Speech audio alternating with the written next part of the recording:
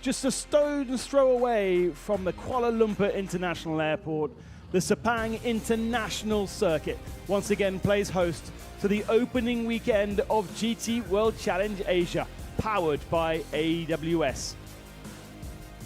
Built in just before the turn of the century to host the 1999 Malaysian round of the MotoGP and F1, subsequently has hosted 19 years of F1 before ceasing 9 years ago.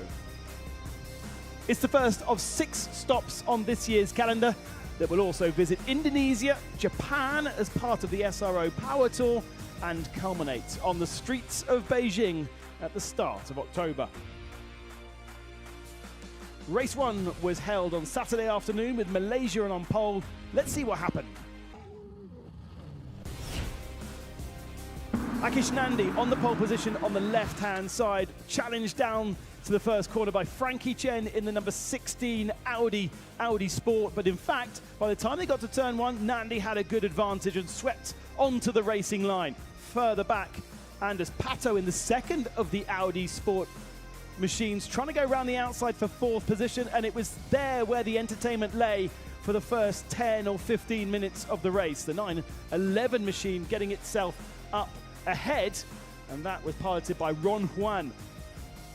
This is Pato holding up Lu Wei and Anthony Liu. Further back though, contact between Vutakorn and Nagai. Nagai would retire from this contact. Vutakorn would get the car back. But then there was a full course yellow for the 96 Ferrari that ground to a halt. Luckily, no positions were lost, but a reaction problem from Lu Wei meant Anthony Liu slid up the inside and made that position that would stick until the very end of the race. Lu Wei making a little bit of contact with Pato just before the pit stops. That bodywork mainly damage to the Audi rather than the Porsche, and then the pit stops came and they all seemed to come in at around the same time. It was a busy pit lane for a lap or two.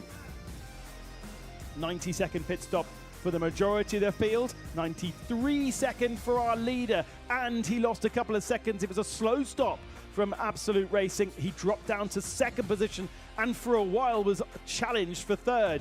But Alessio Gueretti, the Super Cup champion from last year, first time in the series, and he led from his pit stop to the end. A commanding victory for the Frenchman and a second victory for Juan Juan. A great start for Absolute Racing, who ended up getting a 1-2 with a Porsche taking victory, a Lamborghini taking 2nd spot. Akish Nandi making history as the first silver driver ever to take a podium on his own. Massive celebrations though between Ron Juan and Alessio Gueretti, who became the 80th winner of the GT World Challenge Asia Series.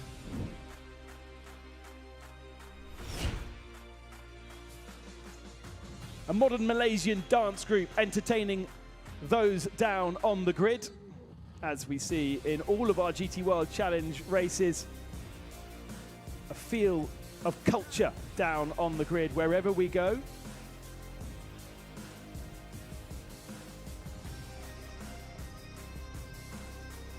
And it is a great place to start our championship. Every single year bar one, we've started racing here in Malaysia, and it's just so culturally rich.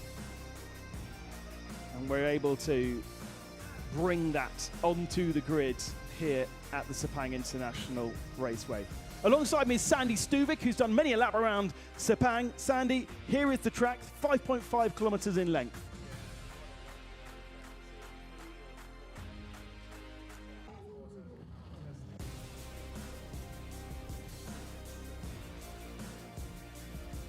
It's great to have Sandy with us.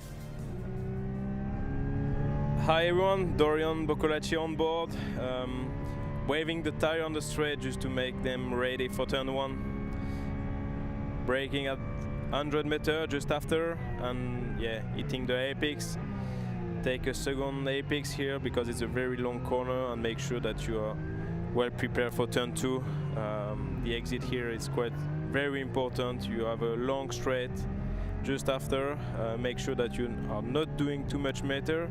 Stay well on the right, and you prepare turn 4, braking at 100 meters, straight, hitting the apex in inside. touching the curb in outside, and directly preparing turn 5, a fast section here with a long left corner where you need to be tight in the exit, and then prepare the next corner, turn 6, not easy.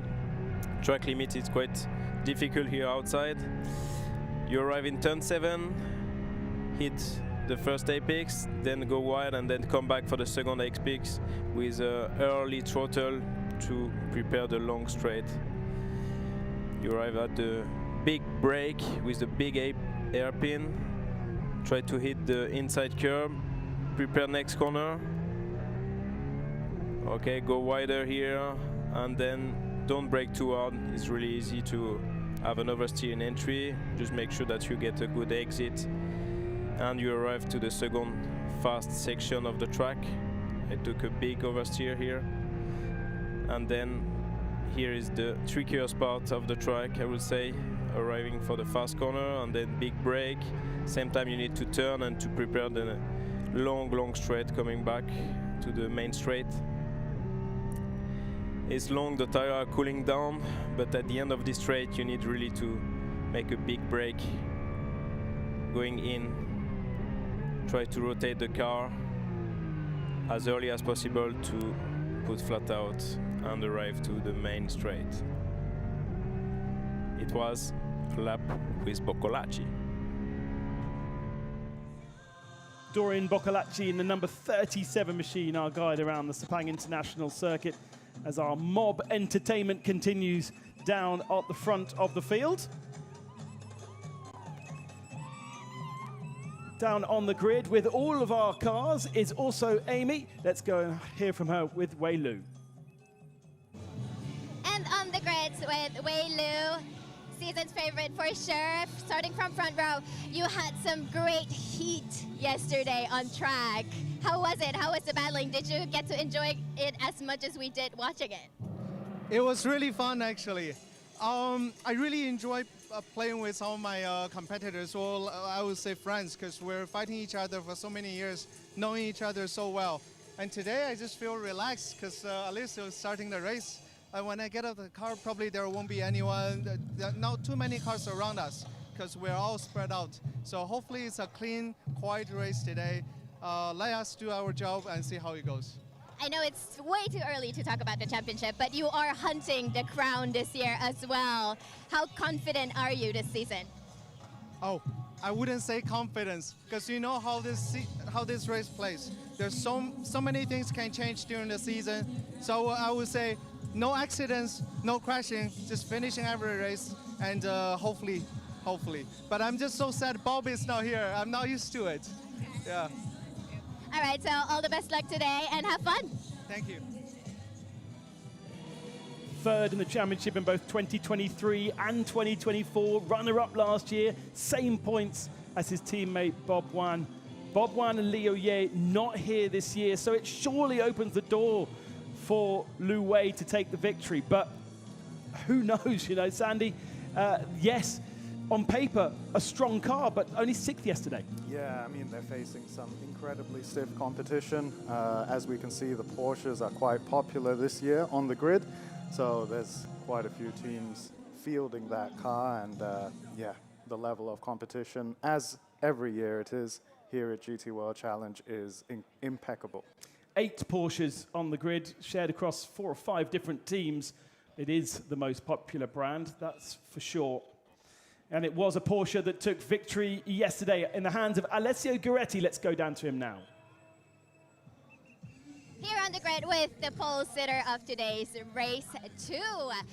So, Bastian, you know, how is the view starting from pole position? You've done it a few times already. Yeah, it's always good standing here, seeing no cars ahead. So for me, there's one task, and it's to come out of the turn 1 sequence as P1, and from there on, I'm sure we will have the pace to hopefully pull away and do a safe race. So it seems like the Porsche is very strong on this track, and your sister car, who already had a win yesterday, is right behind you.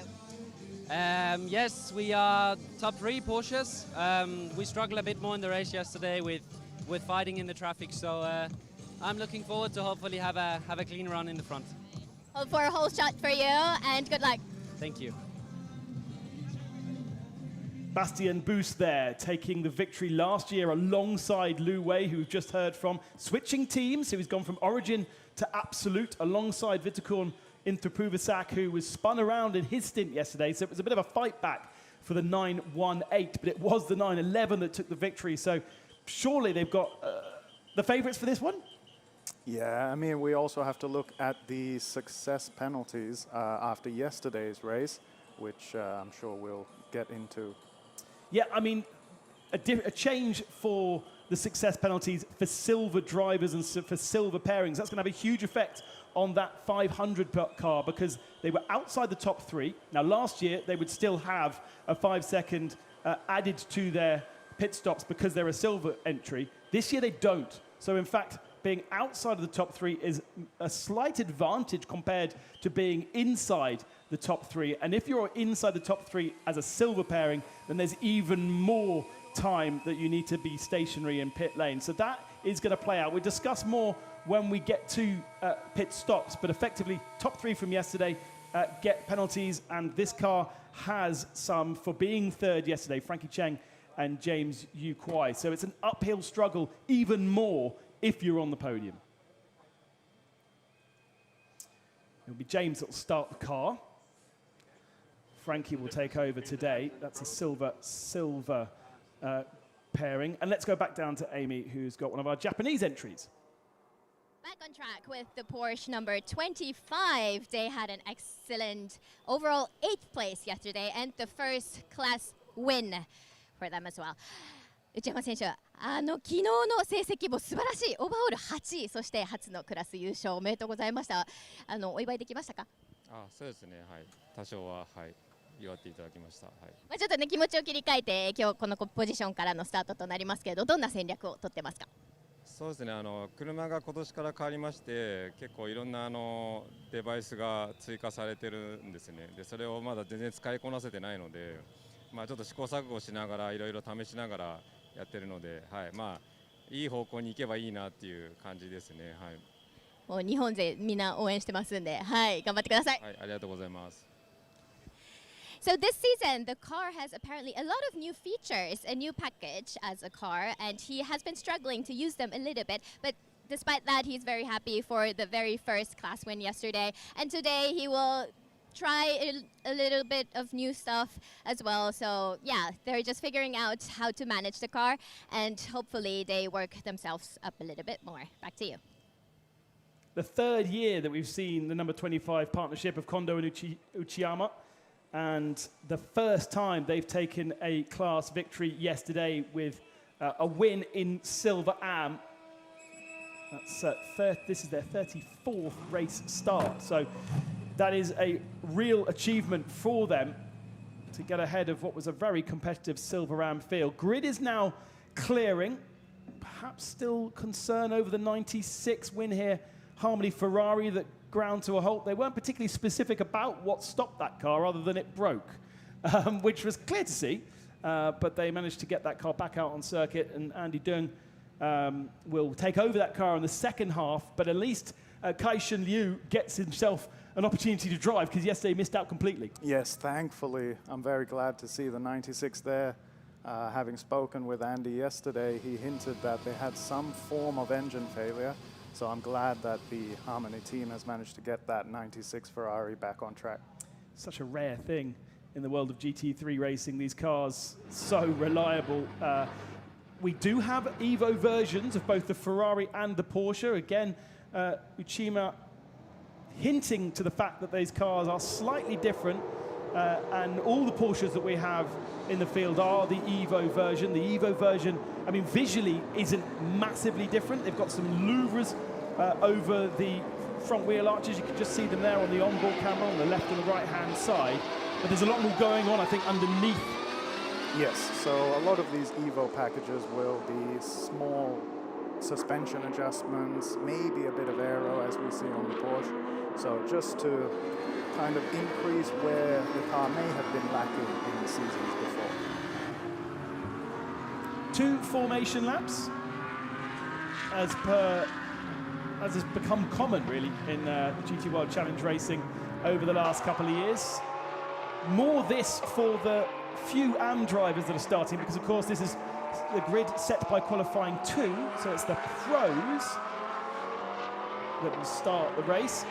But if you have a silver or an AM, then you are going to be an AM driver starting. So let's hear from the double champions in AM, David Cipcio Biantoro. So as we are clearing the track, I found another driver, car number 75, David Cipcio Biantoro. You are going for the third consecutive champion this season for AM class. How close, how far are you from it? I don't know. It's the beginning of the season. I mean, a lot of things has changed. We try for the best, of course, and yeah, we need a lot of luck also with us, as usual.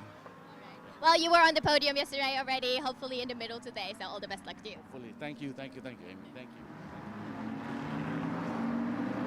Driving alongside Christian Colombo this year, as he did last year, as he's done the last 2 years, although actually, if you look at the history books, Christian not featuring in the first championship because he had a weekend away, missing one round, and therefore did not get the same points as David.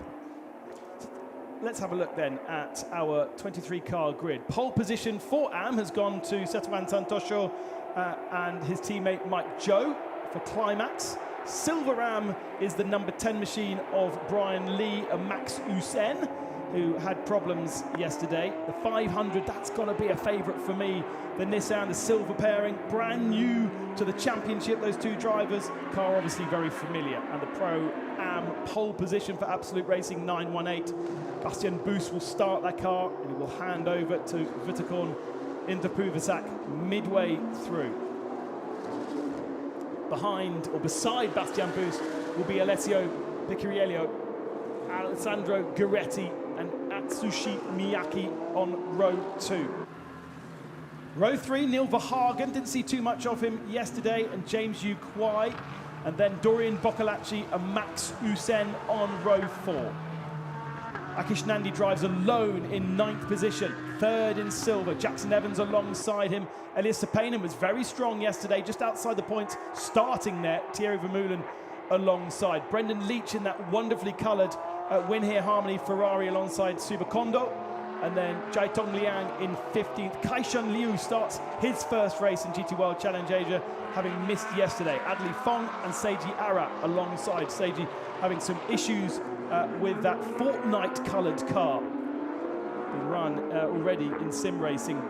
Mike Joe and Christian Colombo alongside each other on row 10. Row 11, watch out for the number 22. Wang Zhongwei was incredibly good yesterday. They both were very, very good and were right up the sharp end. McPherson, and then to the back of the field, Kotaka not getting a qualifying lap in, and therefore will start at the back. Some work to do for a car that ended up, unfortunately, crashing in race 1. I wonder actually if it's been put to the back of the field because of changes of parts and a break of Parc Fermé regulations.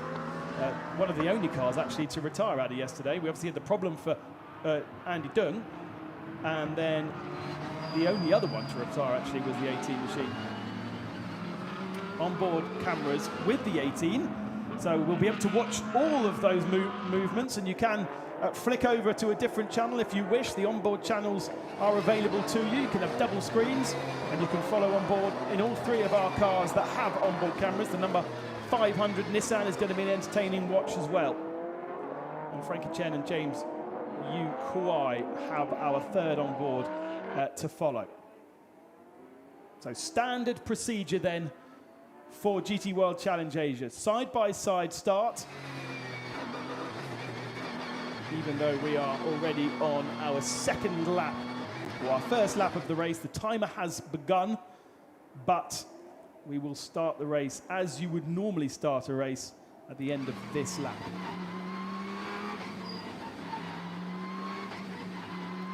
Pit 50 kilometers.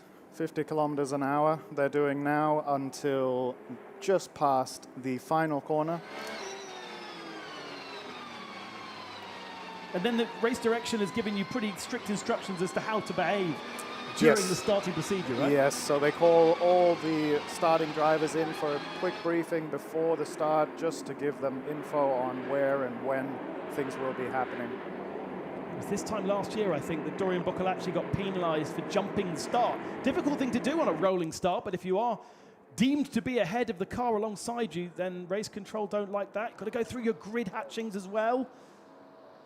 That on the right-hand side, the Nissan trying to get a little bit of air, breathing space. Lights are out and away we go then. It's a better start from Piccirillo, who slices in front of Bastian Buus, and Buus has lost a lot of ground. He's been bullied by the 911 up into second position, side by side between the Nissan and the Porsche for the lead of the race. And here comes Neil Verhagen in the BMW. Saw nothing of the BMW yesterday, but it's fighting for the first couple of positions through turn 2. Always a bit of a pinch point, but everyone looks to have got through there cleanly.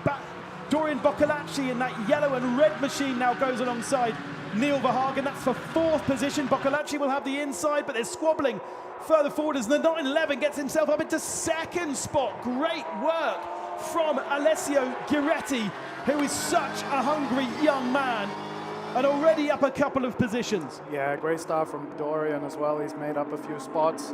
Here we see Buus really struggling there. Just not a good start, almost like he was in the wrong gear, Bastian Buus. Everyone just flooded past him, and he's having to defend even further from hard-charging Jackson Evans down the inside of him.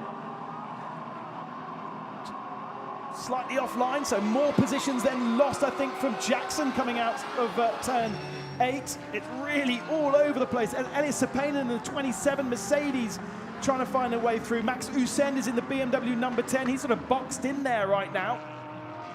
And going around the outside is Jackson, can't find a way through. There's the Ferrari of Thierry Vermeulen behind them, watching all this chaos as we've got the Craft Bamboo Mercedes off the circuit briefly of Jiatong Liang. He's a silver driver in that car. Here comes Max Usen slicing up the inside of Elias Sepang. Lovely work on these early laps where the tyres aren't quite up to temperature. So much variance going on, but Sepang fighting back. Yeah, he's used that runoff on the outside and it's given him the inside line into 15 now. 15 feels like a sort of corner where you might be able to get away with being a little bit wider. The two of them going very, very wide. Vermeulen might take advantage of this. He's much tighter through the corner in the Ferrari. But we saw yesterday the Ferrari doesn't seem to have the legs on the straight. In the braking zone, in the corners, it's better. BMW always strong on the straights, but here comes Jackson Evans in the Audi down the inside, and that should work very nicely for him. Might even open the door for Vermeulen here. Yep, as we almost go 3 wide into T2. Oh, contact! Contact from Jackson Evans, the lightest of touches on the Mercedes, but it turns the Mercedes around, and Elias Sepang facing the wrong direction. A little bit of damage is also such a shame for what was gearing up to be a fascinating battle. It's compromised them all, and actually I think Vermeulen has taken advantage of that. I think he might be up into the top 10 now.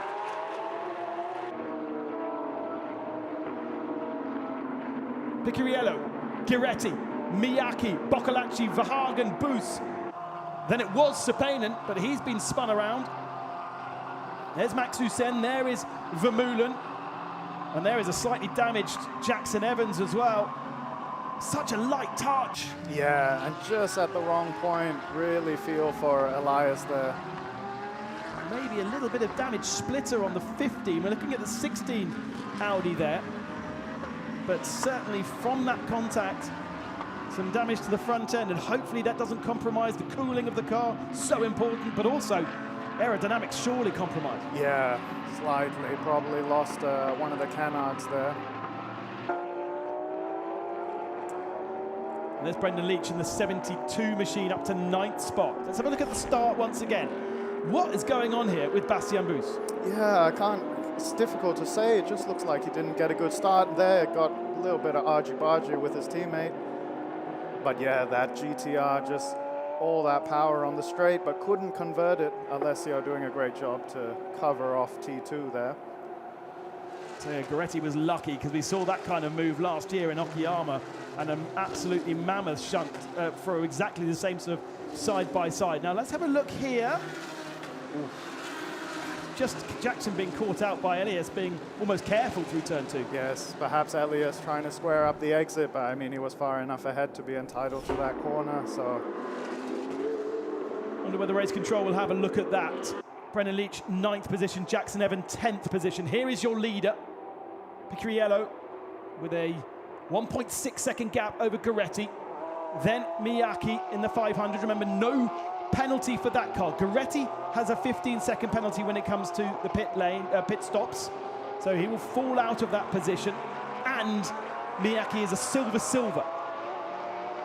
So after the pit stops, we'll mainly have AM drivers in the cars. And wow, side by side as the 22 tries to move up through the field, as does the 18, actually. Both of these guys starting at the tail of the field. This is Wang Zhongwei and Kotaka. Kotaka trying to go around the outside. Sandy holding his head. This is a good battle. It's not really a place you're supposed to overtake, is it, Sandy? No, but it's great to see them. A bit of damage, actually, from the front right corner of the number 22. Sepang also trying to make amends after facing the wrong direction or being turned around. This is for like 17th position or something, right at the tail of the field. I think Chaitong Liang being forced off the road.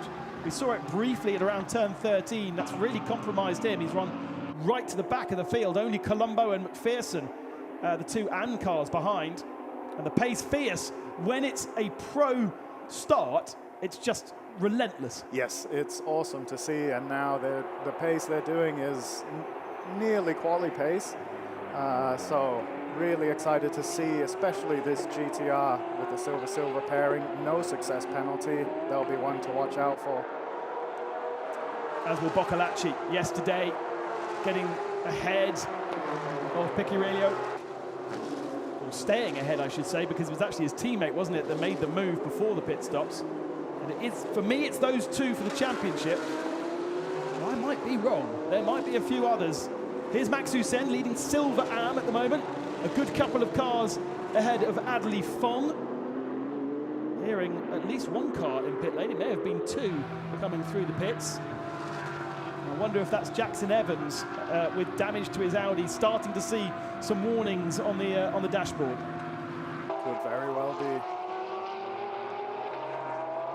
Max Hussein in a same team, KRC, but different teammate and effectively different car, because he was in the 89 car with Tony Ruan last year and became Silver AM champions. So kind of expecting over the winter for Max to be upgraded, but he's held onto that silver status. That's made him incredibly attractive. He'll be racing for HRT Ford next weekend in Europe,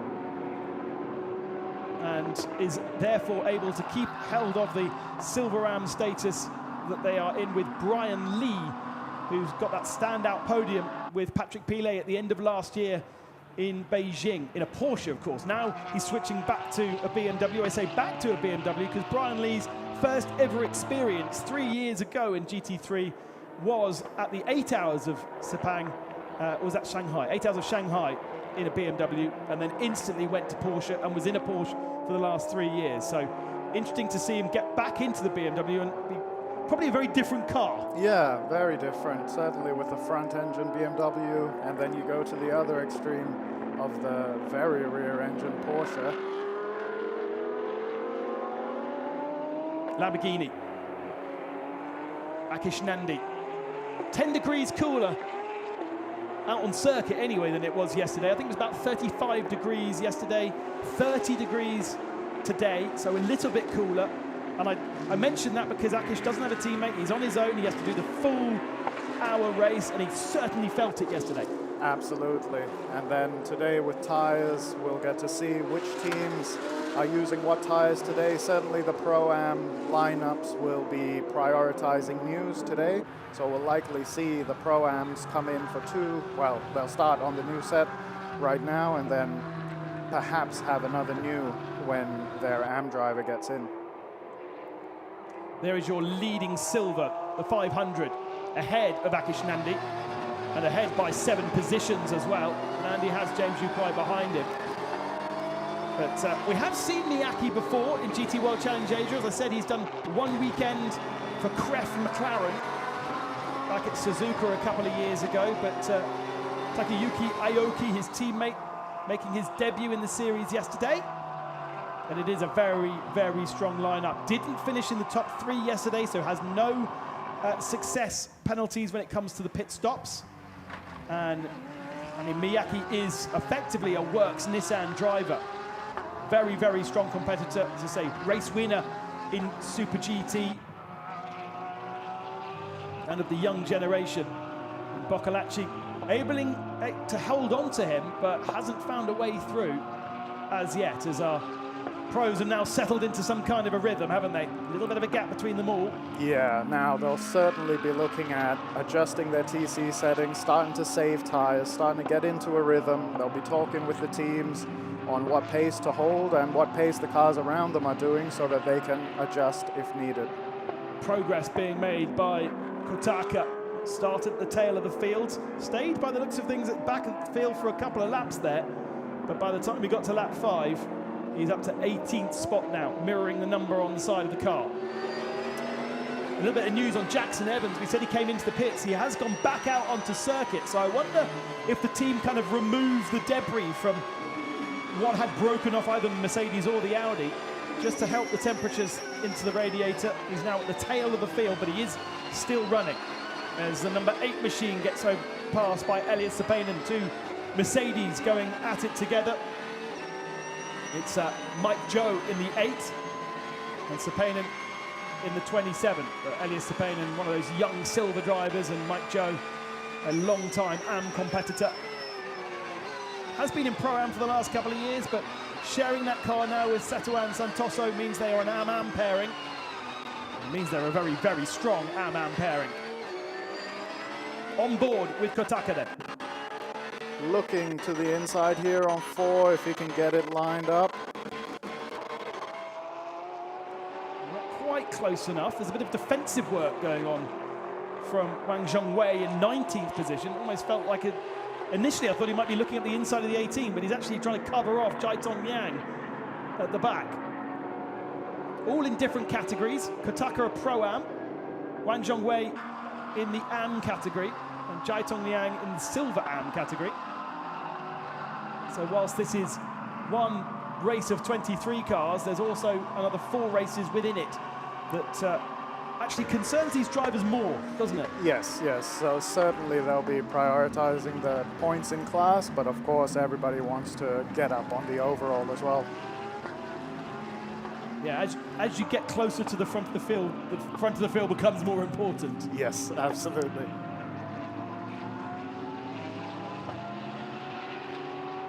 So Kotaka not getting a chance to race yesterday because Nagai retired that car before the pit stops.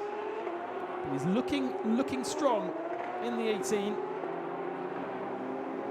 Early on in his experience in GT World Challenge Asia, not the usual teammate to Nagai. Only did a couple of weekends last year. And here's the teammate to that car, the 25. And this a battle for second position in Silver AM.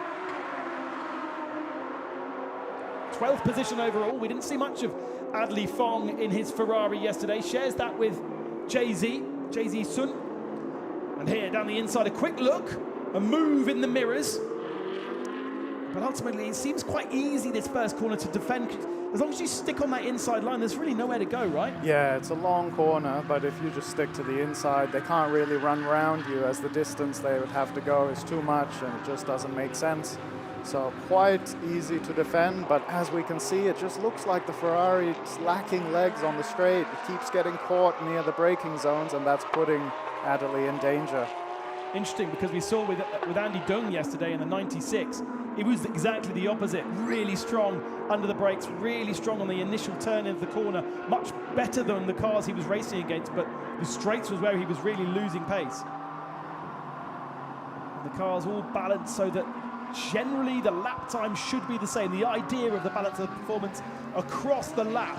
So you might lose performance along a straight, but you might gain it in the corners or in the braking zones. It very much depends on the different cars. And here are 2 cars that have basically the same chassis underneath them, but as Sandy, you said yesterday, so different cars to drive. Yeah, very different as we ride on board here with James following Akash.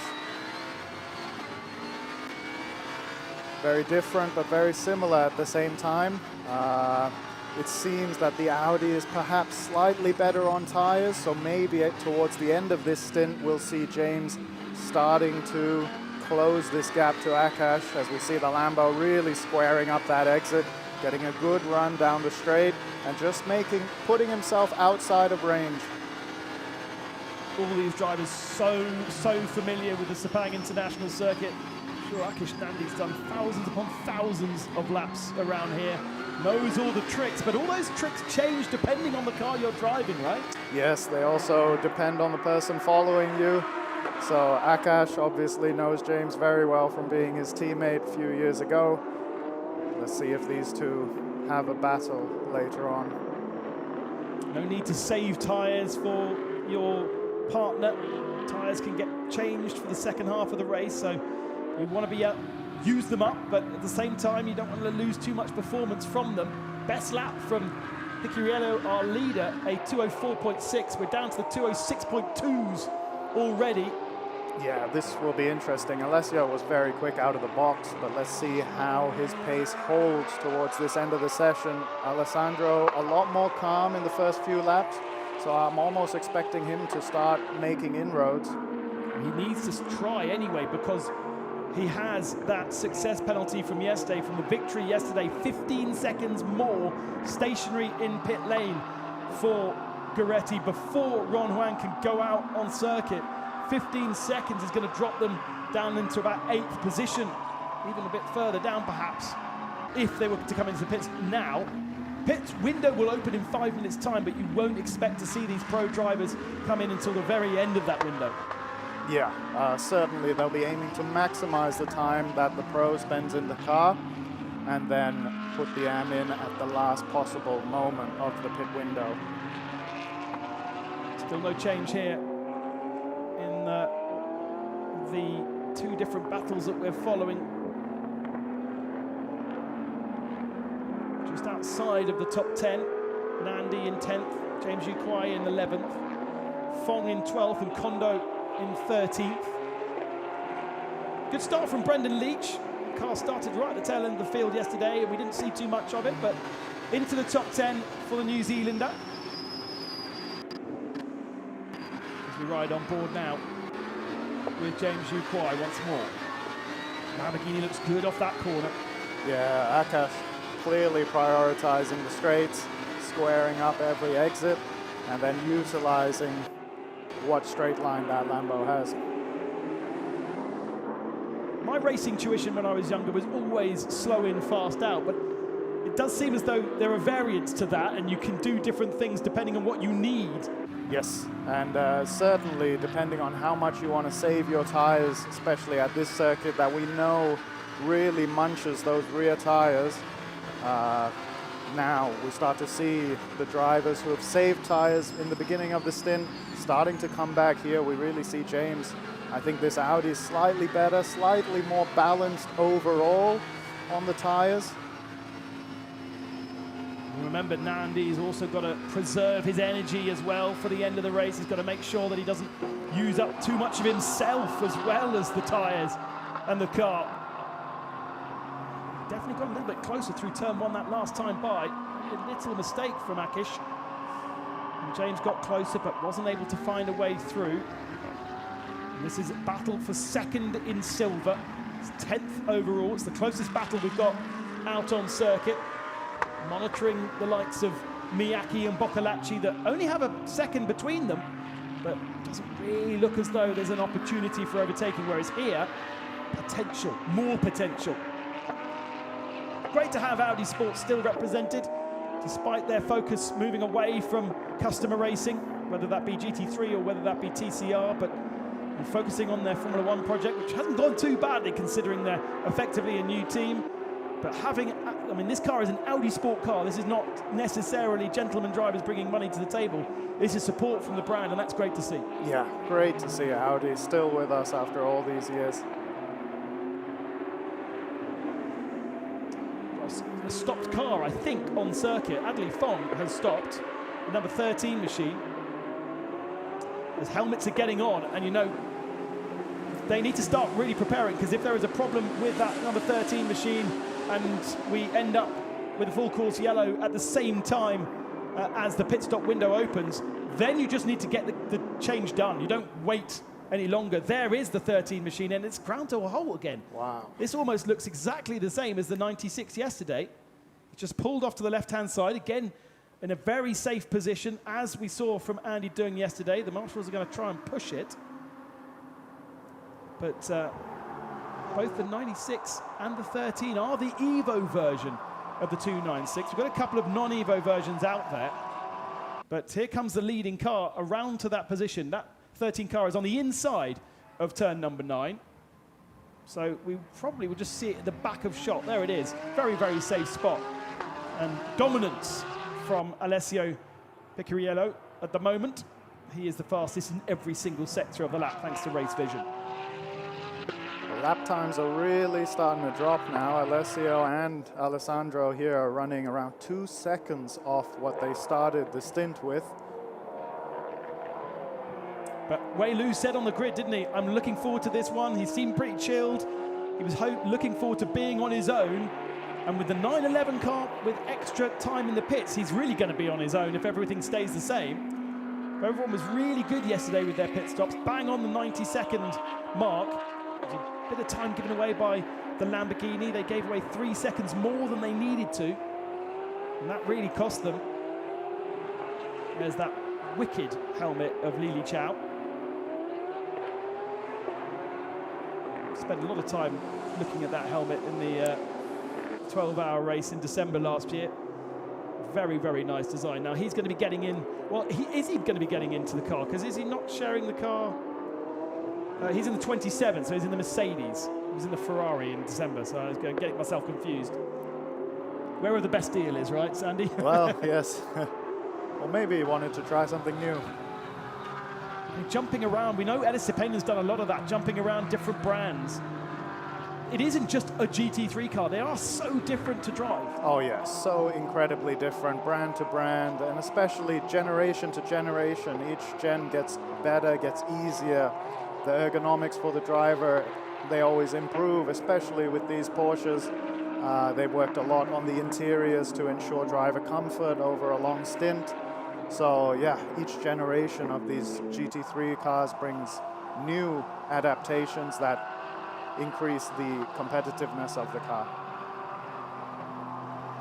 Some of our GT3s, certainly the elder generations, and the Aston Martin, I believe, doesn't even have a foot clutch. So some cars having an automated clutch, but others having a manual clutch that you need to, if you have a spin, actually hold down, otherwise you do damage to the car. You know, even that fundamental difference across our different brands exists. Yeah, I think there's only the GTR and the AMG that would have a foot clutch, if I'm not mistaken. I believe the rest have all gone to paddle or, in a way, automatic clutches. Dorian Boccolacci able to hold a slightly tighter line there, but wasn't quite able to get the overlap. He is starting to really hunt and try and find a way past this Nissan.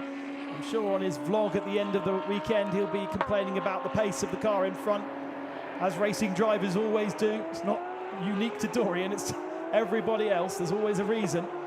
But also that Nissan starting to really hurt its tyres. It's a heavy car. Yeah, it's a heavy car, and it looks like it's just starting to struggle a little bit. Porsche also quite strong in the straight, so he can stay with him. And it really looks like Dorian is looking for a move in this coming lap or two.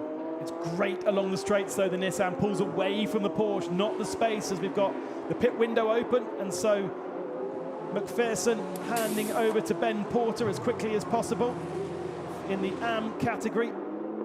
Here comes the 16 of James Yu Kwai, getting himself out of that car quickly to hand over to Frankie Chen. That gets him out of that traffic as well. And there's such a big difference. As we saw yesterday, the power of the new tyre was really what helped Goretti get into the lead of the race, because he was on the new tyre whilst Nandi was still struggling around on the old. And maybe for Rakesh Nandi, that's something to consider as well. Not wait too long to get the new tyre on.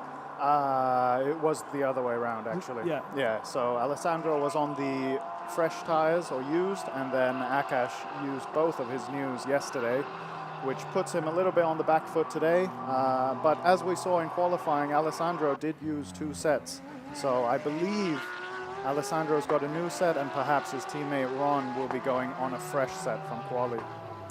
Boccolacci Having a quick sniff down the inside into 9, but there was no space there. That's compromised his exit as well. That's a little bit more distance between these two. Wonder whether he will look at perhaps swapping earlier. I mean, in theory, the Nissan being silver has a lot more flexibility in when it changes drivers. But, you know, the lap times now are in the 7s. An AM on a new tyre probably can go faster than that. Yes, very likely. And therefore, perhaps you don't wait all the way to the end of your window because there is that sort of undercut opportunity. Yeah, absolutely. If you've got a fairly quick AM, you're definitely looking at an undercut now. Phantom Global Racing have this opportunity to do something different with Boccolacci. Anthony Liu is one of the very best AM drivers. He'll be taking over the 37. It'll be Aoki, the 52-year-old veteran of Super GT, will be taking over the 500 car. In theory, as a silver, a stronger partner to have as the 77 there, finding himself, Dean Chen, right on the racing line as he comes out the pits. They're getting themselves into traffic as well for people coming out of the circuit. So another thing to contend with. Oh, and Dorian's closer now. He's had a better exit. Out of 3 and up to 4. Miyake feels like he needs to defend, sits a little bit in the middle of the road. Dorian goes to the middle ground, but again, not the overlap. There's not enough of a braking zone there. Yeah, it just wasn't close enough there to really look for a move. Kotaka on Seiji, the 2 Japanese racers. That Plus, I've always called it Stude, but it's Plus Study, apparently, the name, so apologies to them. And round the outside, a nice switchback move from Kotaka on Ara. That livery inspired from sim racing with Fortnite livery alongside it. And Bleach branding as well. It's been racing in the virtual world for a while and is now making its debut in the real world this weekend. It is a very attractive matte black livery. But Kotaka making short work for 13th position at the moment. But we're in that phase where some cars have done pit stops. The leading pitter, I think, is Mike Joe. But many cars still waiting for the window to shut before they go into pit lane. Mike Joe actually still in pit lane right now, the number 8.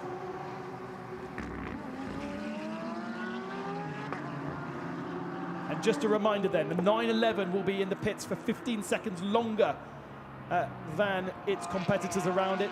Akish Nandi has 24 seconds extra as a single driver and as a silver that finished second yesterday. And James Yu Kwai and Frankie Chen, they've already pitted. They had 16 extra seconds. Nissan in first, right. Dorian Boccolacci now needs a really strong lap here on old tyres.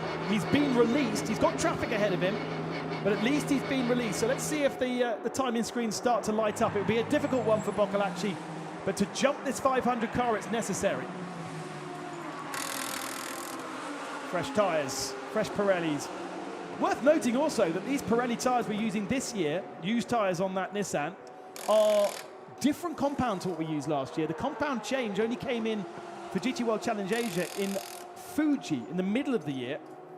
So these are a slightly different compound. So teams are still having to learn the interaction between the Pirelli tyre and the Sepang tarmac. Yeah, certainly a slightly different peak and different after the peak.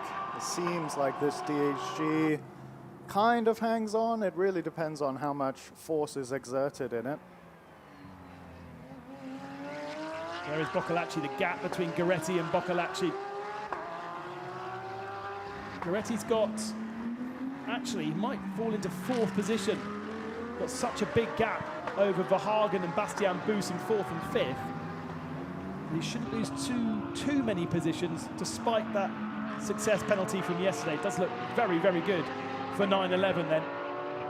But even better for Picarello and Lu Wei in the number 4. Could be a victory, could be a first victory of the year, and it would move Lu Wei up as the best all-time victor in GT World Challenge Asia. He shares that accolade at the moment with Anthony Liu with 6 wins apiece. He'd be the first driver to move up to 7 wins if they can get it done. Oh, Oh, look at Goretti attacking pit lane. My Lord, he was nearly off the road there. Both of them coming in very hot, trying to maximize every single millisecond. Race direction clarifying yesterday that the white lines there are the pit lane. We saw Akish Nandi going over the white line yesterday, but didn't get a penalty for it. But race direction reminding everybody of the rules. So an opportunity to see what might be going on here. Looks like used tyres on the 911. Didn't quite see what's going on. Those are used as well on the front end of the 37. Yeah, I imagine most of them will have used their new set in this first stint now. And in theory only has one set. Yeah, as we see all the front runners come in now for the final opportunity at the pit window. The window was shutting in 1 minute's time, so not a chance to do a second lap around the circuit. Interesting to see where the 500 comes out. I think he's going to be too far back to take the lead. Here he is on circuit coming through 13. He's certainly not going to challenge Picariello. Should get ahead of Goretti. And the question will be, what about that 37 of Anthony Liu? So just a reminder then, it is Lu Wei in the number 4. As you see, 911 being passed. What about 911 versus 89? Oh, it's actually 911 versus number 10. So Neil Verhagen and the 89 gets ahead. 911 then behind. Here's the Nissan coming down the straight. I tell you what, the Nissan must have lost a lot of ground, because yes, he's up to speed and he's going to be attacking these 2 Porsches and 2 BMWs on the flashers round the outside of Brian Lee. Lee is absolutely jammed behind Wutterkorn, down the inside of Wutterkorn. So that's 2 positions back through. But this is now the lap of Aoki's life. He absolutely needs to attack. He's got tyres up to speed though already. He's got tyres up to speed, and as we know, he's a silver with a lot of experience. So now he'll really be looking at just hunting down these AMs and trying to get past as many cars as possible. Nice attacking attitude from Brian Lee down the inside of Wutterkorn into through the sack. That moves him up into what I think is about 5th position right now. And we didn't see too much of Brian in race 1, but he's at the sharp end. These 2 BMWs at the sharp end for race 2. With Tony Ruan in the 89. We know that he's strong. He's won Silver Am last year. And there's Anthony Liu in 2nd position. So yeah, something happened there in the Nissan pit stop. As I say, didn't have any success penalty. Maybe they forgot that they don't have any penalty this year. Last year they would have had an extra 5 seconds being a silver-silver pairing. Did they add that on by mistake? Do they still have the 3 seconds for being silver? No, it's only for 3 seconds is only for a single driver. Ah, okay. Yeah. So Akish Nandi, gosh knows where he is with his 24 seconds. Unfortunately, I think he might be at the very tail of the field. Yeah, he is right at the back. Gosh. Behind David Tiptoe Biantoro in 21st spot. And that's all from being really good yesterday. Yeah. And yet, the car 1 place back, Aoki in the 500, started 4th, therefore no success penalty, and at the moment is in 5th position. How does this second portion of the race shake out then? A brand new set of drivers in the cars. Just 1 retirement from Adley Fong. Wutterkorn and Thapuvasaks feeling a little bit more confident now in that 918. Starting to crawl over the back of Brian Lee. That's for 6th position. Aoki's in the 500 in 5th, in the leading silver position. And then Ron Huang is in 4th spot. Tony Ruan in the 89, under pressure from Ron. We know how good he was yesterday. That 911 car could well be up onto a podium once more. Further back, side by side between the 96 of Andy Dunn, silver, and Lili Chow, who is an AM in that car. Oh, Andy hasn't quite got it done yet. Has to go around the outside again. And slots into position. So that is Andy Deng up to 12th, second in silver. And now head down to chase down Jay-Z, his team, his stablemate. It's not going to be very long, is it? No, we're not going to be very long, and great to see Andy and that 96 car back out on track after their troubles yesterday as he hunts down their teammate. I think it will be not many corners before he is passed.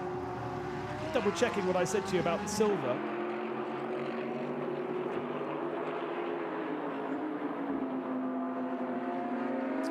You were right, I was wrong.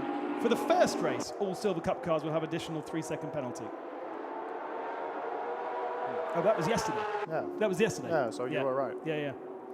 So anyway, Nissan giving away a little bit of time in the pits there, and that has cost them, because I reckon, had they not, I mean, 3 seconds, it's not really going to affect it, but he would have been around Anthony Liu, certainly on the podium, and instead Aoki's got work to do then, and he's got a very strong Ron Juan ahead of him.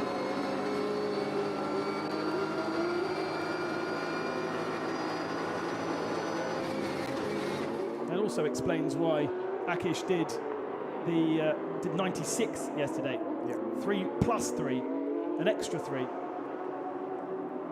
There is Brian Lee then. As I said, first weekend back in a BMW for a while.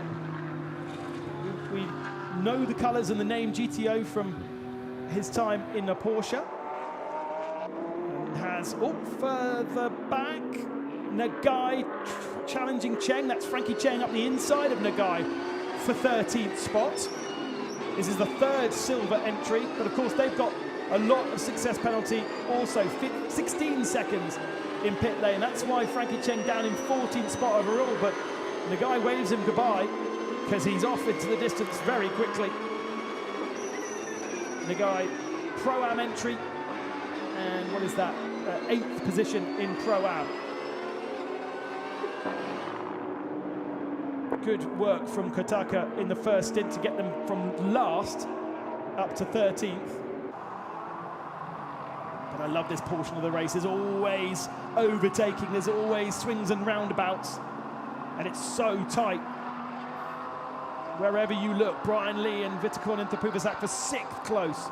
Here's your AM leader, Setuan Santoso, but he'll be being chased down by that pink and white Porsche that was so strong yesterday in the hands of Han Cheng Liu. And somewhere behind the 89 BMW is the 911 Porsche. Tony Ruan under pressure from Ron Juan. Side by side through the final turn. It's going to be better traction from the BMW out the final turn. But a lovely, big, chunky slipstream for that Porsche to sit in behind the big BMW. He's going to have to try and do it again into turn 1. Ron Juan and Tony Ruan. For 3rd position, for a place on the podium. Of course, Tony Ruan, yet last year Silver Am, but he's upgraded to a Pro-Am lineup with Neil Verhagen's addition. And that means he is gunning for the overall title. BMW never won a race in GT World Challenge Asia in all the 8 years that it has existed. Wins for almost all the other brands, including Honda and Aston Martin during the COVID year, but nothing for BMW. That's surprising. They're always in the top, so they're doing a very good job today. Brian Lee sitting in 6th position overall. Yeah, great first stint from Neil Verhagen in that car. Without the historics of having to battle and elbow too many people. And actually the BMWs generally from KRC showing way better. Yesterday I don't feel we really talked about them, but today they are much stronger. Just behind these two, the Nissan starting to fade into the clutches of Brian Lee and Vitokonen Tapuvasak. So it could be a 3-way fight for 6th position, but it sort of doesn't matter to Brian Lee because he is in a different class and Silver Am to the others. And likewise, really here, well, no, they're both now Pro-Am, aren't they? So they are fighting for Pro-Am and overall honours. And if you're in a Pro-Am category car, then you only get 5 seconds success into the next race. It's only the silvers that have the additional penalty, the silver lineup. And so I think if I was a silver in 4th position, I'd be like, right, I'm staying here. I'm not going up. Yes, was it 3 extra points for between 3rd and 4th? Something like that. It's not a lot. Yeah, 3rd is 15 and 4th would be 11, I believe. 12 maybe? Yeah, 12 I think. So only 3 points. Give away 3 points, but don't take 11 seconds into the next race. It's a tricky decision. Jay-Z in the 72 being passed there by Frankie Cheng and Li Chao. Li Chao in the 27 Mercedes, and that now the strongest Mercedes out there on the circuit. Victory in Phillip Island last weekend, in Sonoma as well. Yeah, great recovery by the 27 AMG here to get themselves back close to the top 10 after that contact they had in the first stint. And actually great effort from Li Chao here to be ahead and stay ahead of Chen Kung-Fu, Frankie Chen. And they're sort of working together to get through past Nagai, to get through and past Jay-Z. Their next target is Uchiyama, the Silver Am winners from yesterday in their Porsche. A couple of seconds up the road. What is it? 3.5 seconds the gap right now. You can see them just in the distance in that light blue machine. It's almost a turquoise, in fact. And that will be an important move for the Mercedes crew because that will put them up into 2nd position in Silver Am.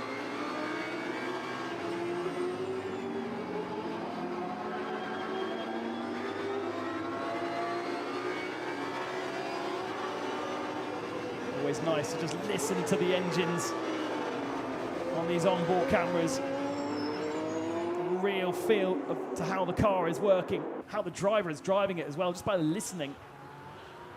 Lonely Wei Lu, 8.5 seconds clear of Anthony Liu in 2nd position. Then this battle for 3rd, Tony Ruan and Ron Huang.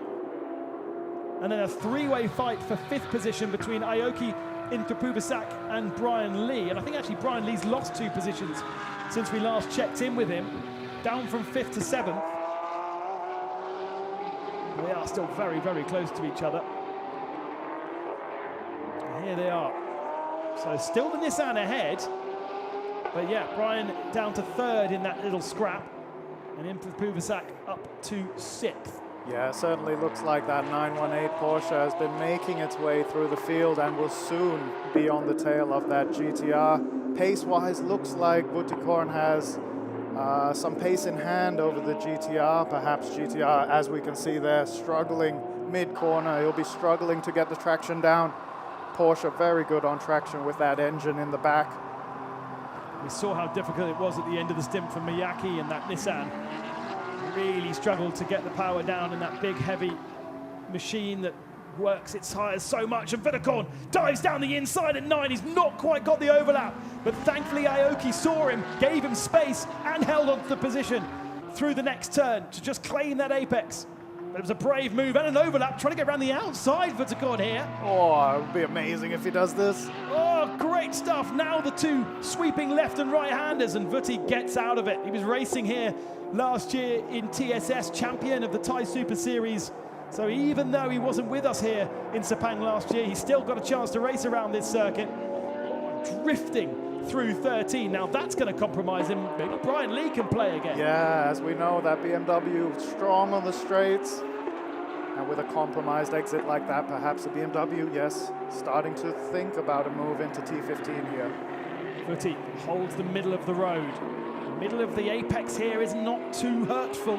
Actually, it will end up on about the same part of the circuit. Brian Lee running wide. He'll have a track limit warning for that. There are, by the way, track limit warnings coming through. We saw 1 penalty yesterday for the 22 machine. It's always less obvious in racing conditions than it is in qualifying, where you instantly lose your lap time if you run off the circuit. Those new tarmacked areas around this Sepang circuit allowing more opportunity to just be a little bit liberal with the exits. Again, the Gojigen machine a little bit wide through 3. Seems to be a little bit of space. He's got his lights ablaze, but there's nobody really in front to worry about. Not too much traffic to contend with. The cars happily spread out around this Sepang International Circuit. Race 2 will be going to Mandalika in a month's time, the 1st to the 3rd of May. If you are watching and fancying coming along, space on the grid to bring your car. Here comes Vitakorn now. Nice and strong down the inside, but it's going to be a hard place to overtake, and contact between the two of them. So Andy, you could feel that coming, couldn't you? It's not typically where you would go for a move, but perhaps he had a big, oh no. Damage to the right front. Damage to the right front of the Nissan as well. Is that suspension or just tyre? Oh, it looks like suspension. Oh no. Perhaps a puncture. I mean, the form book suggests that these guys would be super strong, but their form book didn't realise that Vitakorn and Tupuvasak was coming to town. And as you say, diving down the inside of a place where you hardly brake, very, very brave, and it didn't work out for either of them. There might be some behavioural warning points going the way of Vitakorn and Tupuvasak at the end of the weekend. Damage on a slow-moving Nissan. But he doesn't seem to be abating too much, does he? Oh, it looks like he's pushing on. Talk us through this then. Coming into turn 6, isn't it, or turn 7? Yeah, the Porsche looked very strong in 5-6, perhaps got a good run into 7 here, but it looks like the GTR just wasn't expecting him to go. Turns in as usual, and then unfortunately just gets turned around. Not the greatest way to start the season for Vitakorn and for Tupuvasak. Spun around in the first race, and now contact in the second. There's the reaction, and there is at least puncture to the right front corner, if not more damage to that Nissan. And that removes them out of the lead in silver and actually promotes Andy Dung to the silver lead in his Ferrari. He's up to 6th position. We haven't been seeing too much of that, but Andy Dung has done an amazing job. Yeah, great job by Andy. He's just been quietly working away in the background, a good pace, and it's enabled him to bring that 96 up. 500 gets back out of the circuit, so the team just thinking that's a puncture. He is going to be at the tail of the field, but of course in silver, there's still points to be had if you finish. Yesterday, Andy Dung did not finish the race, so he had no points from race 1. If it stays like this, he'll get full points for race 2, but crucially for Aoki, actually, is he ahead of the Lamborghini as well? Where is... No, the Lamborghini's halfway around the world. Yeah, okay, so they'll be 4th in class, but still, but 11 it's points. Yep. Yeah, that's 11 points, which the 96 didn't get yesterday. Now that is not fixable, I'm afraid. 918, really not having the rub of the green this weekend. Suspension damage. And Vutti, I mean, you know the guy well. He'll be, he's not a dirty racer, right? No, he's very clean. I mean, I'm absolutely sure that if we saw his onboard, it would have looked like an entirely feasible move. So I don't think, still, from what we have seen, it's difficult to place any blame. Down the inside, Frankie Cheng comes up the inside to 8th position on Uchiyama. Uchiyama might get the switch back on the exit, but the Audi has a better run out of the corner. There is Vitakorn. He's been racing for so many years, he'll know what he's done wrong there. I mean, he was looking brave. The attempt before was pretty brave, going to go around the outside at 12. Yeah, very brave. As here we see the 29 of Akash looking for a move on the 8. Down the inside of Santoso for 13th position. Very different class of car. versus silver there. And a good recovery drive for Akish. He's a minute down on Lu Wei. So if you get rid of the penalty in the pits of 26 seconds, that would put him up into 4th position. So has driven incredibly well, but the regulations going against him. Well, going against any silver pairing, to be fair, because the gap, I think the issue is the gap between silvers and golds and platinums has become so much smaller. You look at someone like Max Hussein, he is still a silver-rated driver, but he can fight with the pros on a good day. Oh yeah, so it's certainly understandable the time penalty applied to the silvers, and it certainly gives a different dynamic to this race. The silvers will definitely be looking more on Saturday's race, maximizing that if they don't have a success penalty. But then that means for this race, it is the one that the Pro-Ams all gun for. And you're likely not to have as much success in the second race of the weekend because of the way the pros start and then the AMs finish. Yeah. All you need really is a safety car in the middle, and that would help a lot. Most places gained thanks to race vision. The 18 machine starting at the tail of the field, so has gained 11 spots. The 96 gained 10 spots, so obviously didn't have a very good qualifying in the hands of Kai Sheng-Liu. But Andy Dung has done a great job in his second stint to be up in 6th position. Must be a decent gap between him and Brian Lee, though. Actually, only 5.3 seconds. He's taking 2 seconds a lap out of Brian Lee. Could get himself in the top 5 here, Andy Dung. This should be an easy move for Nagai into turn number 1 on Jay-Z. Looks like the Ferrari's indicating, but it doesn't mean he's giving the place away. It did look like he was half giving us a bit of space on the inside there. Yeah. And then came across him. Jay-Z's been racing with us for a good few years as well. This is his 51st start. Indicators going crazy on the Ferrari there. Well, you also sometimes, depending on the frame rate of the camera, perhaps it thinks that it's blinking when it's not. I mean, it does suggest he's got the indicator on, because you should only see that light flashing when he's on the brakes, and it is flashing when he's not on the brakes, so maybe he has got the indicator on the left-hand side. It's not on the front, though. No, so maybe it was just one of those things. Many a thing going on with the colours of that car, that's for sure. Yeah, no, I think it's just lights on as usual there. Best result for Jay-Z back in 2017 at Zhejiang, where he finished in 6th position. He also finished in 6th in Motegi. Lies at the moment in 11th spot, but holding on here ahead of Nagai.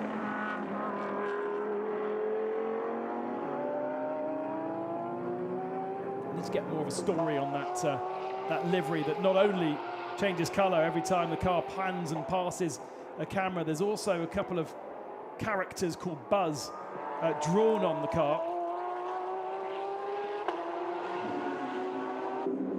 Characterful liveries you get in Asia. It's great fun to see. The Spark livery, the model makers on the nose of Brian Lee. 5th position, but he's dropped off the back of the battle he was in earlier on with Ron Huan. And hearing underneath me, the 16 has just come in the pit lane. Yeah. And that is Frankie Chen out of 10th position. So, is that a drive? I haven't seen any drive-through penalties being announced, so that could be a second problem for the Audi. No, he is just driving through pit lane, so he obviously has been given a drive-through penalty. That'll cost him, at the very least, 30 seconds. Track limits at turn 12 for Frankie Chen. God, he knows better than that. Very, very unlucky. So nobody really wants to get any points in silver today. Has that promoted Akish up to 2nd? Yes, it has. Yep. So the Lamborghini taking victory in race 1 in silver, up to 2nd in race 2. He's not going to be challenging Andy Dung. might be making top 2 if he can pass the 2 AM cars ahead of him, or the Pro-Am cars ahead of him, my apologies. This is Santoso and Dean Chen in 13th and 14th. And still, Ron Huang starting to get a bit bored of Tony Moran's rear end here. He's been staring at it all the way through. And here comes Akish now, past Nagai. And this is an opportunity perhaps for Nagai to get past Jay-Z, because as soon as you get pushed offline, if he can be close enough to Nandi, maybe a door will be opened. Oh, Jay-Z miles away from the apex there. We really see them start to struggle with the rears now. Getting late stage in the race here, everyone on the limit of those rear tires. Just one minute remains down the inside for Nandi. Jay-Z's not going to fight that one. Gets pushed a little bit wide, but the guy's not close enough to take advantage of it. And so Nandi scampers away. That's overall points now for Akish Nandi, up to 10th spot. Great drive. Despite that big penalty. Here's Wei Lu. Last lap, just a couple of tenths slower than Anthony Liu, but they're in the 7s, and Tony Moran is in the 9s. Yeah, the 2 leaders are the only cars that have managed to maintain a 7 or 207 pace, which is effectively what the pros were doing towards the end of their stint. So really great job by both Lu Wei and Anthony Liu here. 2 veterans of the series, 2 big supporters of GT World Challenge Asia, been with us a long time. This is Lu Wei's 40th start, his teammate Icariello's 50th start. Anthony Liu has been with us almost every year. He did miss, obviously, the COVID year, but he's had nearly 60 starts. And here comes Lu Wei over the line to take victory number 7 in GT World Challenge Asia history. 2nd position for Anthony Liu, and a parked up Frankie Chen on the left-hand side there. And what about this? Oh, a change for 3rd position on the last lap. Wow. Ron Huan has got himself up to 3rd position, and Tony Moran demoted to 4th. Wow. I'd like to see a replay of that. Here's Brian Lee with Andy doing right on his tail, but he has held on for 5th position, and these are going to be both winners in class in silver AM for Brian Lee, for Andy doing it silver. What a stint from the young Chinese driver in that Ferrari, though. After yesterday's disappointment, he really has done a good job. And further back, we now search out the leaders in AM. Santoso sharing that car with Mike Joe, just ahead of Dean Chen, who is in the silver AM category. He's going to be 4th of that category, but it's going to be a win for Fat Santoso. Missed out yesterday on the AM victory, but today it falls in his hands, and he's not that much further ahead of the 22 pink Porsche. Great 2nd stint once again for Hang Cheng Liu. But Santoso gets himself another victory in the AM category.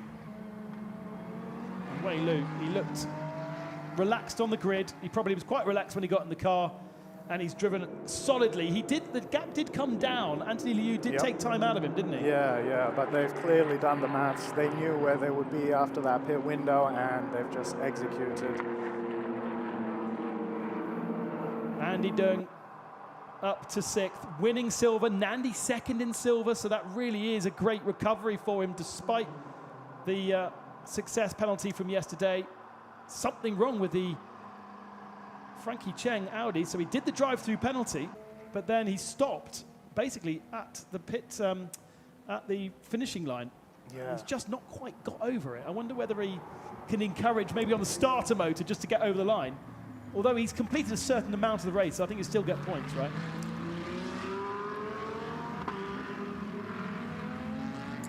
Brian Lee for silver AM victory. Again, missed out on the top 3 yesterday. with Silverham going the way of the number 25 machine. Their breakout victory, but that's a good result for Brian and Max. And staying in the top 5 as well. Pressure, no doubt, on Brian Lee's shoulders. Had that penalty yesterday, if you remember. So it was a bit more tricky for them to repeat what they've just done today.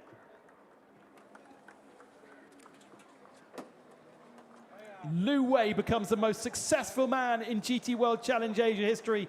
A 7th victory across multiple years. And on his 50th start, it's Picariello who is his pro to help him out. A great start, a strong opening lap, and then kind of looked easy. Yeah, they just had their eyes forward, kept the pace to Anthony behind, who did a great job to kind of close the gap. So look at this replay then. Round the outside of turn number 3, is that? Yep, into turn 4 and has the move done. Quite easy in the end. Must just have been a traction thing for the BMW. Out of T2, yeah. And he scampered away and created a big gap. It was, I think, 3.5 seconds by the end of the lap. So... had some pace. Yeah, it was there. And so that's a first and a third for the 911 pairing of Goretti and Ron Juan. Let's go down to Amy in pit lane, who's getting herself prepared to speak to our winners. 7th victory for Wei Lu and a 6th to Alessio. The winners of race 2, congratulations you to Alessio. Standing ovation to your fabulous start. Can you talk us through? How was it? It felt great, right? Well, yeah, I knew the opportunity would be at the start for us. We really wanted to win this race, so I did everything in order to have a good one, and it worked as planned, to be honest. So I knew the GTR will come also because he's really fast always at the start. So yeah, it worked perfectly for us. We had really good pace at the beginning of the stint, but I knew I would struggle towards the end, so I tried to save a bit my tires, and I tried to give as many information as possible to Wei because the car was quick but very on a knife edge. So yeah, thank you for Origin for this. And then Wei did a perfect job. He was really consistent, not pushing too hard because we didn't want to have a mistake. And yeah, he kept it on track, so great job to him. Excellent job to you too, congratulations. Wei, you were so relaxed before the race. Now you can even relax more, congratulations. I was running out of talent out there. The car is really fast, but not designed for an old driver like me. I was just struggling not to get too many track limits, otherwise I'll be like the major villain of the team of the weekend. I basically didn't do anything other than surviving. Like my teammate, he did a really good job in stint 1, so my life was easy. Kind of easy, outside the car, yes. Well, congratulations again on collecting the first win of the season. Party hard. Quite often the case that a fast car is not necessarily a comfortable car, Sandy. Yeah, often the case. Has to be on a knife edge just to extract as much performance out of it as possible. Down there at Absolute Racing. Again, a big congratulations. Definitely the star of the weekend. I mean, he was obviously with us last year in his Lamborghini, but the starring performance across the weekend for Ron Juan, definitely a super bronze, which is shiny bronze you called him yesterday. Yeah, shiny bronze. I mean, Ron is a fantastic driver, and he's done a great job all weekend. And as we saw just now, he had a lot of pace, so if he got past that BMW a bit quicker, could have seen something. Andy Dung didn't finish yesterday, but wins silver today. With the silver winners of this race, what a roller coaster weekend for you two. First of all, how was your stint? You had some great racing out there. Yeah, it was okay for my stint. It's a good start, safe start, I mean. But I used the used tires to start. So we just want to don't lose so many times from the leaders and pass the car to my teammate Andy, and he did a fantastic job. And we suffered a little bit from the past 2 days, but thanks to the team to get everything right. So I think the result is good.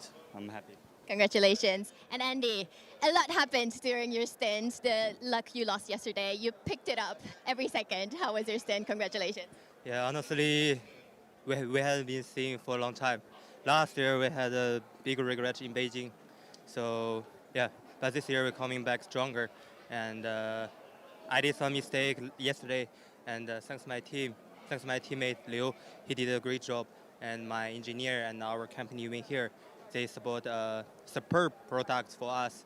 So yeah, for my stint, I was using a new set of tire, and I just push and overtook the driver on the track. And today was smoothly, and we hope to get the championship back this year. Well, fantastic racing, both of you, and congratulations again. Let's go to the podium. Victory in Okayama last year for Andy Dung, and so many chances that were missed last year.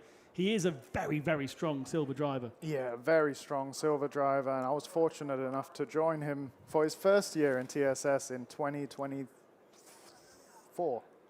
So he's grown incredibly, and he is such a quick silver. So I'm looking forward to following his career onwards. Yeah, alongside a very strong Super Trofeo driver in Kai-Sheng Liu, but he's had a difficult first weekend in missing out with some decent track time. Here are the results then in Sepang Race 2. The winner, Pro-Am, Victor overall for Picarillo and Lu Wei, Brian Lee and Max Hussein in Silver Am. In silver, the guys we just spoke to, Kai-Sheng Liu and Andy Dung, and the winners in Am, Tetuan Santosho and his teammate Mike Joe. 4.0 the gap between Boccolacci, Liu and Picarillo and Wei Lu. In the end, it came down a little bit, and on that last lap, Rong Huang getting himself up onto the podium to make it an all Porsche podium ahead of the two KRC machines. Best Ferrari was the silver of Andy Dung in 6th position. Vermeulen and Tan 7th. That's their best result. Well, Tan's best result ever in this championship. Another good podium for Porsche Center Okazaki in 8th spot. Akishnandi up to 10th, gets a championship point overall and a 2nd in silver. A great result for a handicapped driver, that's for sure, after yesterday's successes. And then Brendan Leach and Jay-Z in 11th position.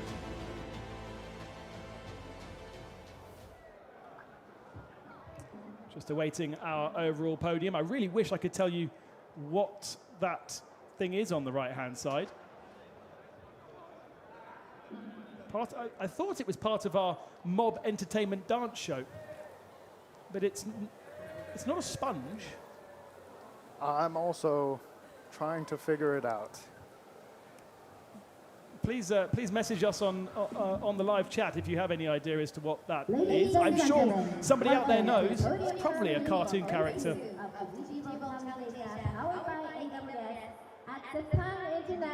A Malaysian version of SpongeBob in SquarePants. Overall winners, we welcome with big applause. On third place, car number 911, Huang Wuhan, Alessandro Giretti.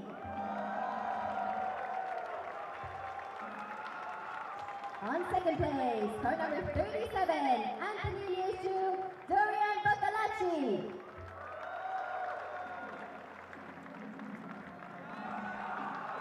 And the winners on first place, car number 4, Lu Wei, Alessio Picarillo.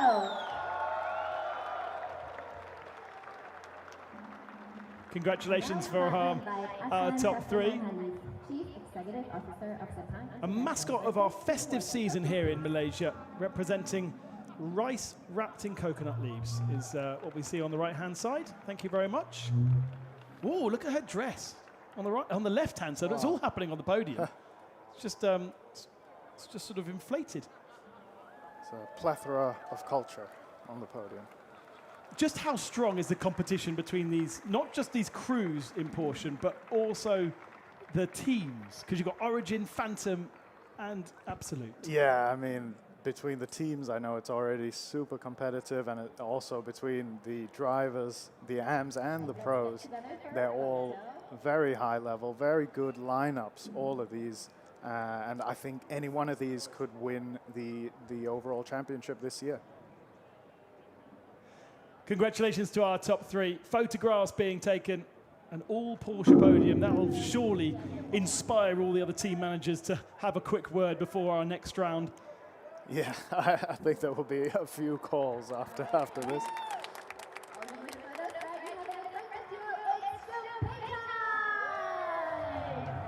nice cooling champagne for Easter Sunday afternoon here in Malaysia.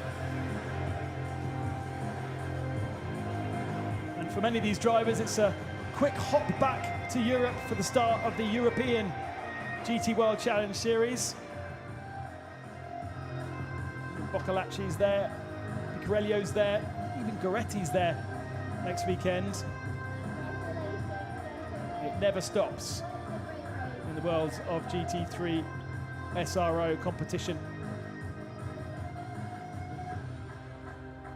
Might be a bit cooler in Paul Ricard though. Yeah, definitely quite a bit colder, I'd imagine. And if you are a geek like me, it's fascinating that those tyres do the same thing here as they do there as well. Overall Drivers' Championship after 2 rounds then, and Ron Juan and Alessandro Goretti lead Wei Lu and Alessio Picarello, with Anthony Liu and Doran Boccolacci in 3rd, and Akish Nandi overall 4th, the silver driver ahead of his compatriots Kung Fu Chen and James Yu Kwai, who didn't get points today after stopping on the finishing line. Team KRC right up there. Disappointment, no doubt, for Team Gojigen in their Nissan. And despite not finishing in race 1, 8 points for Andy Dung and Kai Shung Liu in 8th spot. Because they got back out onto circuit, the Nissan partnership on the podium. And that is crucial, despite the damage. Let's actually see if it was under investigation or not. I imagine it would have been, but it's going to be decided post-race if there is a penalty, and it probably will be coming the way of Wittkorn from what we could see, sadly.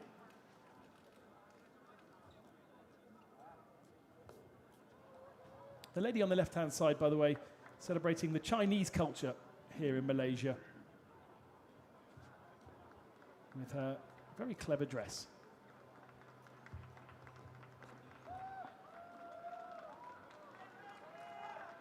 First podium then for Kai Shun Liu. He's been on podiums in Lamborghini Super Trofeo before, but switching across to the GT machinery, big challenge for him.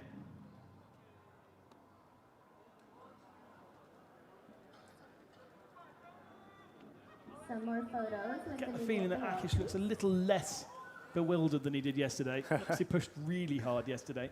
Yeah, definitely. With that win on the line, he was all out yesterday. All right, I think we're good. The heat is catching up. Let's get those bubbles up in the air. Should be pretty happy with leaving here after the first weekend in 4th position. That should create a few column inches in Malaysia for the only Malaysian in our field this year. Of course, don't forget that each weekend we do see a couple of guest entries pop in and out, so always exciting to see who might be on the entry list in Mandalika. It's one of those places you kind of want to go racing, right? Yeah, it's definitely a very unique place and a beautiful venue to have a gorgeous racetrack. So I'm looking forward to that.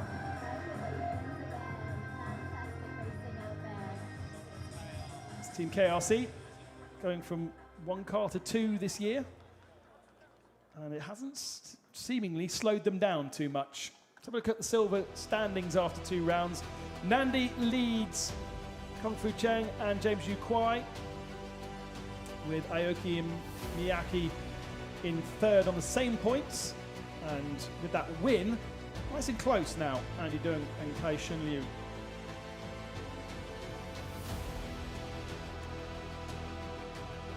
Of course, going into the next race, our top 3 from today will take success into race 1 of Mandalika, but none of those silver drivers are in that top 3, sorry.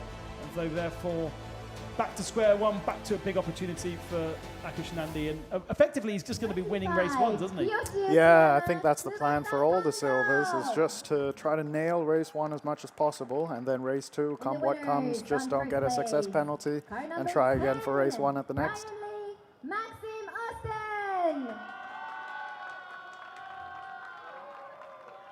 Moving across to the silver AM podium then.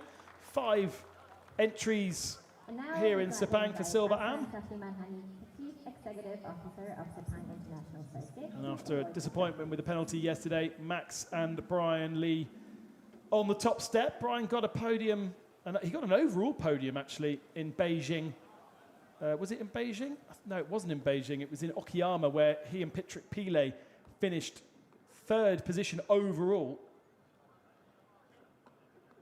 But he was also on the podium in class in Beijing in the Pro-Am category. So definitely seeing great improvement from Brian Lee, because this was also a 5th overall, wasn't it? All right, let's get together for a photo. Yeah.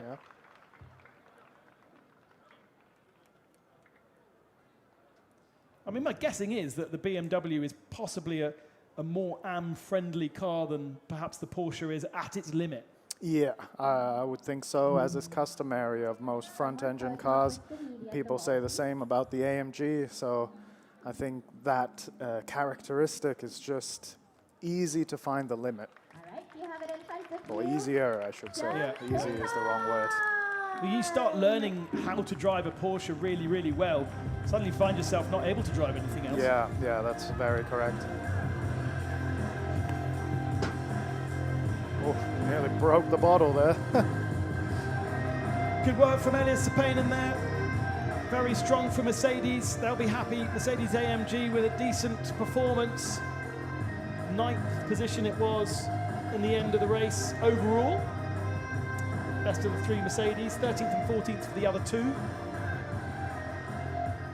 In our global manufacturer standings, which matter so much at the end of the year, across, 30-something races.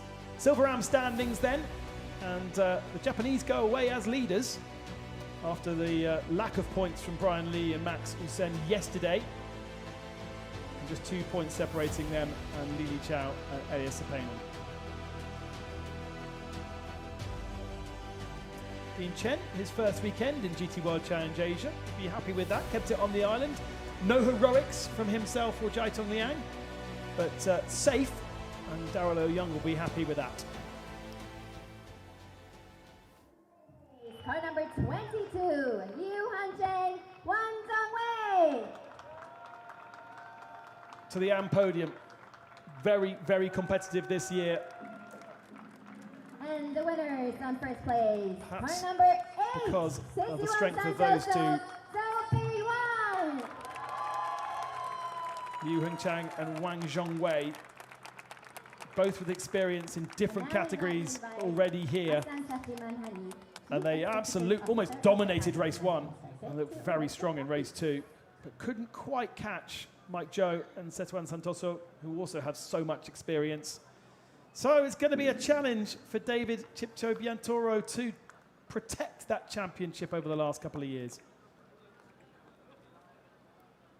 He'll be going to Mandalika, his home circuit next, obviously. I think we've got 3 or 4 Indonesians in our, 4 in our field this weekend.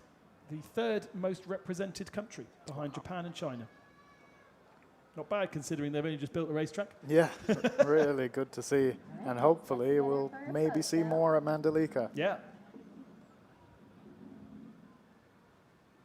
It's going to be one of those places that we go to every year and just find more and more development, isn't it? Over the next couple of years. And there's a big factory being built, Absolute Racing investing in a facility over there. Yep.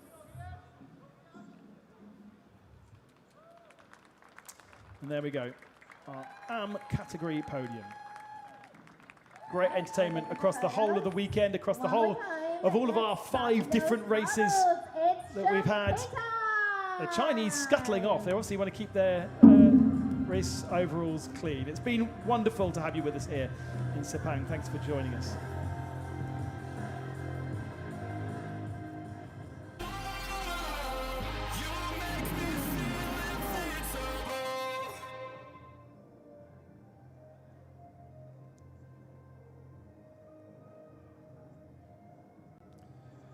Sandy, thank you very much for joining us this weekend. It's been a great pleasure to have you along with us. I'm hoping to see you in Mandalika as well. Yeah, thank you very much, Ben. I hope it was okay. And yeah, looking forward to all the racing we're going to witness in Mandalika. So I'll see you then. Let's have a look then at the highlights of our second race here in Sepang. The start of GT World Challenge Asia, powered by AWS for the 26th season. It has been absolutely fantastic. And the global manufacturer standings then sees Porsche now ahead of Mercedes after their victories here in Asia. Ferrari getting closer to Mercedes as well, with Audi, BMW and Lamborghini also represented on our grid here, but the full 10 will be represented next weekend in Paul Ricard. Make sure you tune in to watch that as well, because it's a big 6-hour extravaganza. Here are the highlights then for race number 2, and a weak start from Bastian Buus from pole position meant he got swallowed up by the field, including a bit of contact from his teammate Alessandro Gueretti going into turn 1. The Nissan was so good, trying to go around the outside with Miyake aboard that car, but kind of wiggled away from the optimum line by Picarello, and it was Picarello who led from Gueretti, and then the Nissan in 3rd position. Further back, plenty of scrapping as our pro drivers trying to find the ultimate opportunity. Thierry Vermeulen in the Ferrari trying to go around the outside. There was contact between Jackson Evans and Elias Sepang. It led to Jackson Evans coming into the pits. And then the pit window opened and all of our pro drivers jumped out to exchange with the AMs. Very, very attacking into the pit lane from our front couple of cars. And once the pit stops were shaken out, the 911 losing a bit of time thanks to its success, but a very strong first lap from Aoki and the Nissan to try and get himself back up through the field. No trouble for Wei Lu at the head of the field, no one around him whatsoever. The gap between himself and Anthony Liu did come down a little bit at the end of the race, but ultimately I have a feeling he had complete control. Further back, contact between Vutakunen and Tapubasak and Aoki, battling for the remaining couple of positions inside the top 5, and ultimately that led to the Nissan being retired and the 918.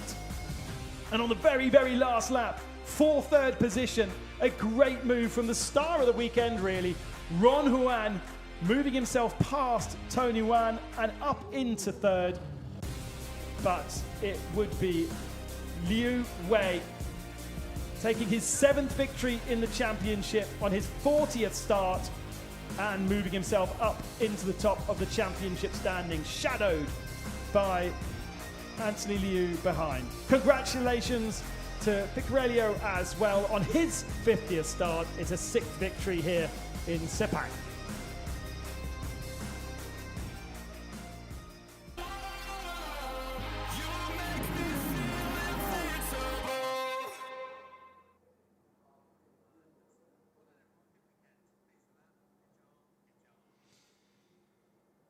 Thank you, Mike.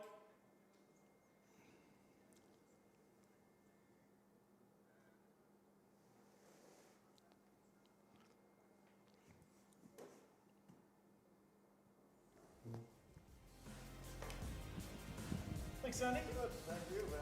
Good stuff. That was fun. Yeah, definitely.